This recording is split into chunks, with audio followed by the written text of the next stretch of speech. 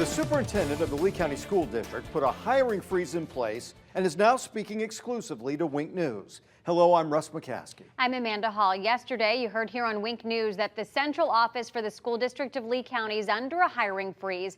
Now we're asking the superintendent what that means for your students and what she plans to do with the extra money not used on hires. Here's Wink News anchor Claire Galt with more from the superintendent, Dr. Denise Carlin. Superintendent Dr. Denise Carlin told me she ordered this hiring freeze at the central office to save money and to put that money back into classrooms and schools. Now, I showed you these 36 open positions under central service on the Lee Schools website. Some of these are positions that work directly in or with schools, but Carlin says those ones will be left alone. There were a few that look like they might be central office positions, but they're really in support of schools, like an occupational therapist. That's very important. That might be hired from our central division, like for special education, but guess what? Those folks go out and work with schools. Another one was a speech and language pathologist. Well, that's hired here at the central office.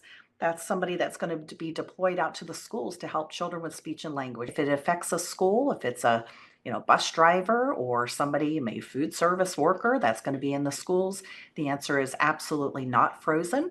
I asked Dr. Carlin how much money the district will save through this freeze. She told me she's working to get me an exact amount, but said any saved funds will go directly to district priorities. What are those? Things like safe schools, teacher compensation, those types of things. That's what we're trying to do very hard at the central office, is to model the way to show the district and to show our community that I am serious about my commitment relative to fiscal responsibility.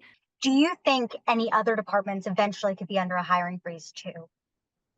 I don't see, I have no intention of slowing things down at the schools. We're short on teachers, we're short on bus drivers. We can't afford to have a freeze on anything that's going to impact children. And so this is purely at the central office staff, and that's really all we're doing at this point. And again, very, very common this time of year. Dr. Carlin called what's happening with the central staff positions right-sizing, not downsizing.